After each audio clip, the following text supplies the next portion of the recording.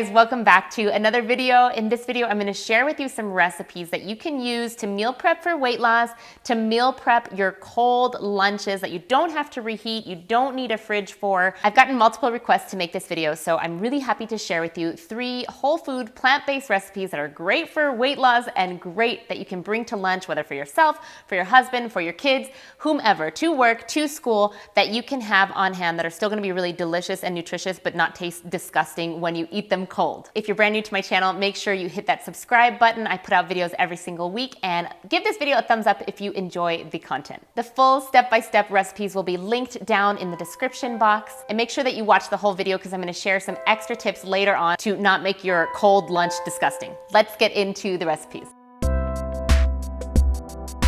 First thing you wanna do is make sure that you have some cooked brown rice, so if you don't, cook that now. Next up, go ahead and chop your veggies. I'm using onion, garlic, and half of an orange bell pepper for the base of my burrito bowl.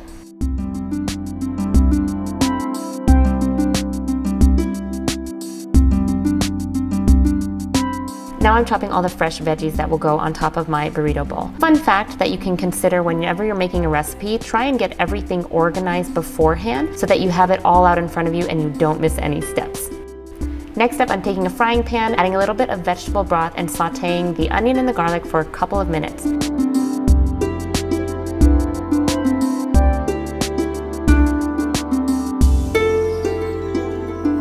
Then I'm adding in my bell peppers. I'm just letting these saute for about 3 to 5 minutes and then I'm setting them aside.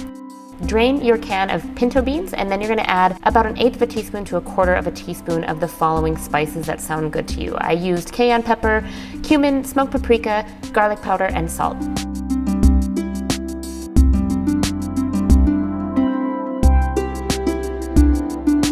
Bring it to a boil for about 5 minutes and set it aside. Now we're gonna make the cilantro lime dressing. I'm using 2 tablespoons of the cashew sour cream from my book Eating Whole, but you can use just 2 tablespoons of raw cashews if you'd like, 1/4 cup of cilantro leaves, 1 garlic clove, and the juice from 1½ limes.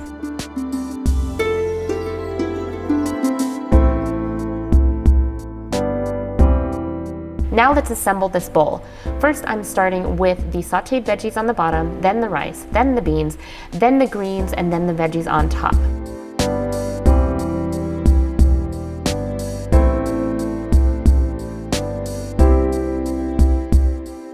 That's the way I'm gonna leave this, and I'm actually going to have my dressing on the side because I feel like it would just get way too soggy if I tried to put the dressing in there and then just let it sit for hours.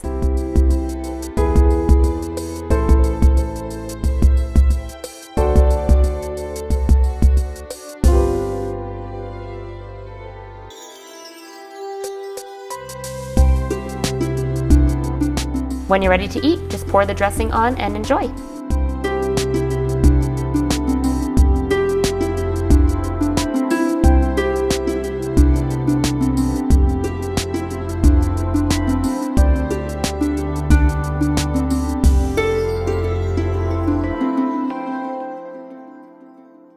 To make this citrus dressing, I'm using 1/4 cup of fresh squeezed mandarin juice, but orange juice would work just fine, a tablespoon of balsamic vinegar, 1/4 teaspoon of Dijon mustard, 1 garlic clove, and salt and pepper to taste. Just over it. Or could it be that I'm aggravated? Why you be acting like you is the man? I'm not a fan. What do you not understand? Prepping my veggies, I'm using spiralized zucchini, some grated carrot, some green onions, and I'm chopping a bunch of mixed greens as small as I can, just to fit more in this salad jar. Using some microgreen sprouts as well.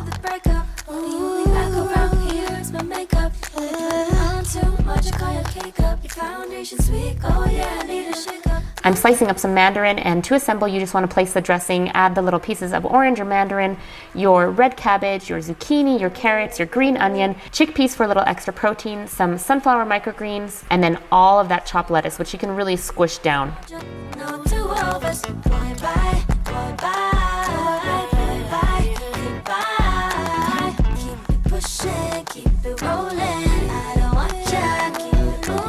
And when you're ready to eat, just take a fork and mix it all together. Okay, so as promised, here are some tips that I want to share with you guys. My sister and I kind of brainstormed these together because she works outside all day long with no access to a fridge or a microwave, and her food is basically sitting in her car until she's ready to eat it. That being said, there's a lot of missteps that you can do when you just have something sitting in your car or have it in your bag until you're ready to eat lunch. My number one tip is to stay away from squishy veggies. So things like tomatoes or avocados or mushrooms. Foods like this do not keep well. Your avocado is going to probably turn brown if you've chopped it in the morning. If you have a tomato that's already pre-cut or a mushroom, those get really slimy and soggy. And those are things that are going to just turn you off from eating something healthy that's been sitting in your car or in your backpack all day. My next tip is to make sure that you invest in some good storage containers. So whether that be some good quality glass Tupperware like I'm sharing in this video, or something that is just going to keep your lunch insulated or protected from the elements. I've gone ahead and linked some storage containers that I like in my Amazon store, and you can check that out in the description. If you're just reusing some kind of cheap plastic container and throwing your food in there, just know that if your food is sitting in the car for a while, the heat and the plastic makes a really not great combo for the food that you're eating. It's gonna taste gross, it's gonna leach that plastic and chemicals, and it's definitely not the best option for trying to eat healthy on the go. My next tip for meal prepping cold lunches is just to make a larger batch of whatever you're having for dinner the night before, omitting anything that could get soggy or nasty. If you make it the night before for your dinner, you've already got everything ready and prepared. You just pop it in your glass container and you're ready to go for the next day. You can add some fresh veggies as well. Making a bean dip or a hummus ahead of time is always a great go-to to have either for a snack throughout the day when you're away from a fridge or a microwave or anything that you can reheat.